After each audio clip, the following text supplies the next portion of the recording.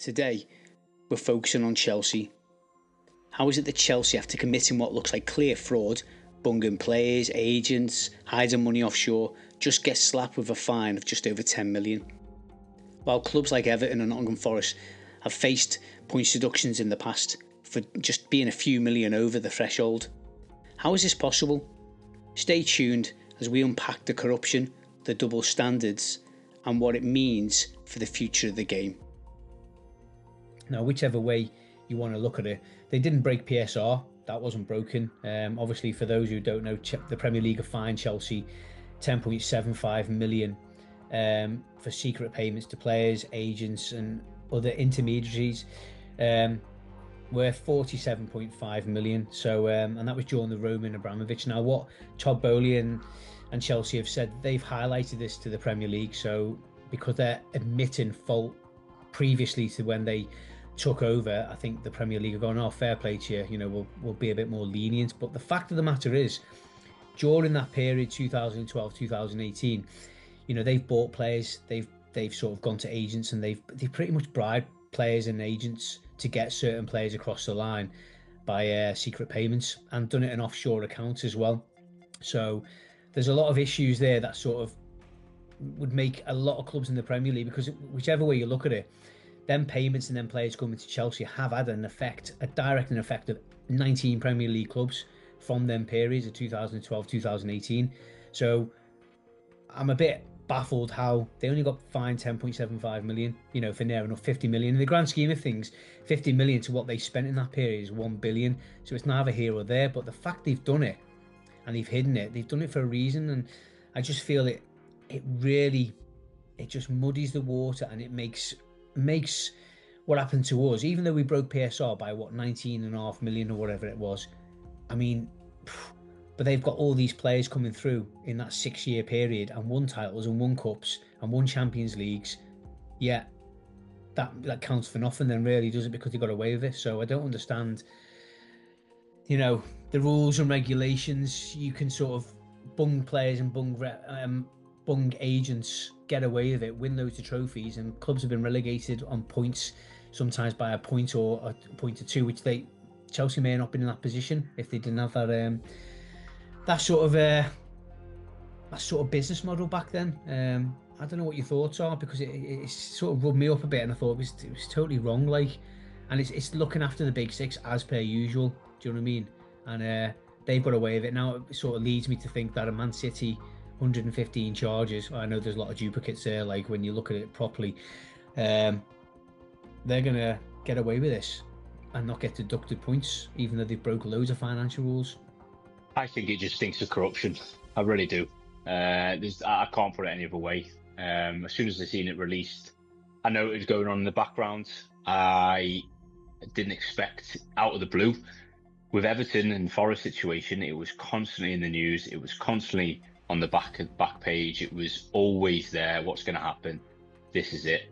Before United game where we got beat 3-0, that wonder goal from Garnacho, you know, we have to beat Palace. Boom, there you go, 10 points, done. You know, they wanted 12, they come back, we got it reduced, then we got an extra 4 later on, or whatever it was. You know, we were charged, deducted twice, and then Forest obviously later on, all with mitigating circumstances. It was shocking. It's shocking. And here come Chelsea with multiple charges. The Premier League stated that Everton could not be fined monetary due to having a rich owner, a wealthy owner, to them effects. So a sporting sanction had to be made in the form of deduction of points. Chelsea didn't have a wealthy owner. I forgot Roman Abramovich is a multi-billionaire. They literally won trophy after trophy after trophy for numerous years during his tenure. And you're telling me that not one time, not any of them transactions and all the sackings of money, don't forget they had Carlo, they had Felipe Scolari, Di Matteo, bloody you name it, AVB. But how many world-class managers they have in that place? Conte, Tuchel, hired under the Abramovich. You know, these are world-class managers, all sacked. None of them left, all sacked, all got a payoff. And not one point Did any of them signings of Hazard, Willian, Ramirez, so on and so forth, not one of them didn't get highlighted and checked for missed payments, hidden payments through the Premier League, which every single transaction goes through the Premier League. And not once did anything highlight and go, ooh, so you tell me no one took a bung at the Premier League? So there's what a load of dross. So if you go back to 2008, right? Now the FA's investigation may yet show more extensive, and potentially bigger sanctions. But in 2008, Luton Town were fined. They were deducted 10 points for irregular payments to agents in 2008. So that's the precedent set right there, right? It just doesn't sit right with me. So if that's the precedent, now Luton obviously weren't in the Premier League in 2008, but it's besides the point. It's the Football Association that deal with all this. So there you go. So you can get a points deduction for that because it's happened to Luton. And I think it's absolutely shocking. And like you said, Liam, corruption, and it is corruption at the highest level, and the big clubs get looked after. And it's like you look back when we got fined 10 points, or the 12 originally. The season before, you were allowed interest payments to be counted, right, on the stadium. Well, a year later, they changed the rules, and then all of a sudden we get a fine. So I still don't understand why we're not looking into this as a club and fighting things, because I think it's still, it's still wrong. Like, you can't, if the rules are set and you're in that process, you can't change the rules halfway through. It's just terrible. Rich, what do you reckon, mate? What are your thoughts? The big question I would like to find the answer for and even ask, and I've asked a few of my mates about it already, is how many other clubs are doing this? Chelsea, new owners have come in, held their hands up, yeah, we're doing this. How many other clubs are doing it? And also, why have the new owners come in and done this from Chelsea? I don't believe for one second that the new owners have come in and found it and have gone running to the FA. I think somebody in the FA's already found it and have gone to Chelsea and said, you need to come and talk to us about this now before we come and talk to you. Because if we come to you with it, then it's going to be a bigger problem. And that's more what I'm thinking of at the moment. How many other teams are doing it? And I don't believe for one second that Chelsea found it and they went running to the FA with it. I think the FA have known about it, and for whatever reason they've now decided whether or not it's to do with the Man City case.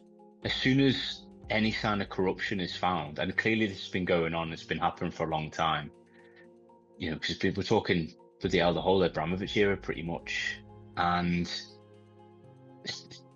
it makes me laugh. It makes me laugh because even the Chelsea fans, like the proper fans, have been following the club for many, many years. They're probably just absolutely just sat there laughing. You know what I mean? Because it devalues everything they've won.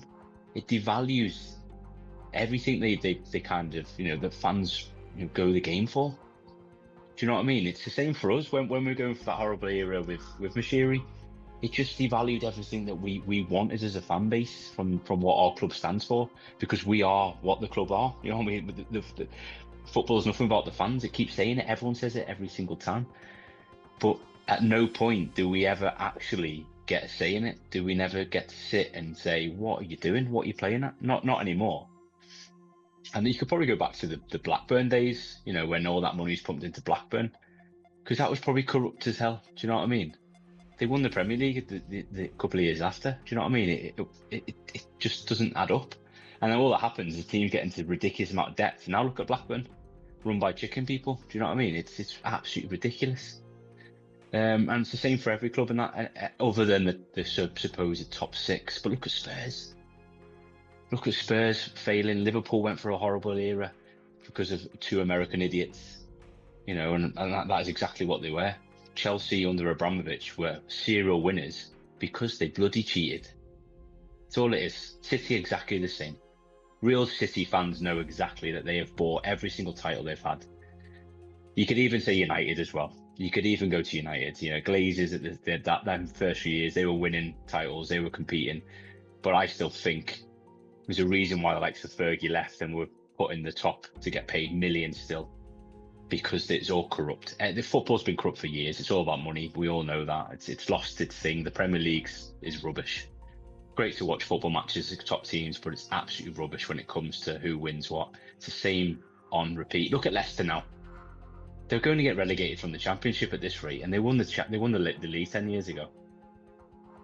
And it's all because it's a terrible ownership model, which didn't allow them to actually continue to build on a Premier League winning side. They couldn't keep building on it. Kante, Mahrez, all left. Vardy stayed because he's real. It looks like from the outside looking in, the Premier League want their special teams, and I mean, right? So the rules of PSR. I use Newcastle as an example. They've got a 5-year plan and want to be winning titles in 5 years and competing in the Champions Leagues.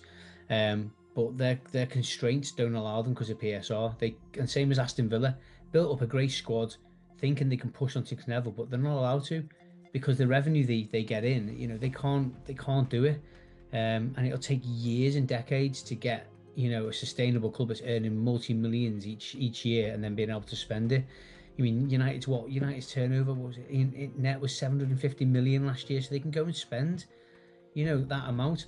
I just feel that with this Chelsea situation, and Rich made a really good point that how many other clubs are doing it, how many other loopholes are they finding? Well, we know Man City have found loopholes because they've got one of their arms of their company is going to go and buy their stadium rights, and that's how they make them keep their money flowing around. And it is corruption, and yet we get deducted, points because we've got a rich owner apparently. But like you said, Chelsea didn't. Of course, he did. So it's just one rule for the big clubs and one rule for the rest. And that's why the old 3-year kind of cycle was negated by big clubs like this, because they can fail for 2 years and then on the 3rd year they can sell an asset which would probably cover that whole 3-year period anyway, which is maybe why Liverpool sold the likes of Coutinho, or United sold whoever for stupid money to Saudi, and the same with other clubs. Chelsea with the PIF, part of the PIF owned Blue Company or whatever they're called, the owners of Chelsea now. So it's all interlinked, and then PIF own bloody Newcastle, who can't spend fully because they're restricted due to PSR currently as it stands. But then it's going to go off obviously the percentage of wages compared to turnover to then what you can spend, which is not going to benefit any club below the top 6 who aren't in European football. Exactly. Because the money's just not there. Which is why they created this bloody stupid FIFA Football World Cup, which Chelsea go and win, which is funny enough, isn't it? Because it's funded by the Americans, and who owns Chelsea? And you're telling me there's no. Are we stupid? Oh, do they think we're stupid? It's absolutely ridiculous. They're washing money in plain sight right in front of us, and expect people to go and spend £3,500 to go and watch the World Cup, while they're going to spend 600 quid for one ticket to watch Chelsea play PSG in this false Football World Cup in America. Don't forget, Man United flew all the way to Malaysia mid-season to go and earn 4, 5, 6 million to play in front of Malaysian fans who are the 16th in the Premier League. Man United 16th in the Premier League, the biggest club I grew up with. They won everything. They were the team, one of the biggest teams in the world, and they're going to Malaysia mid-season to go and make a few million quid. What's wrong with football? Yeah, do you know what I mean? And to go back on the independent regulator, that's been in since July 2025. They've done nothing because they've got no powers to do anything. Because the Premier League is its own boss, and Richard Masters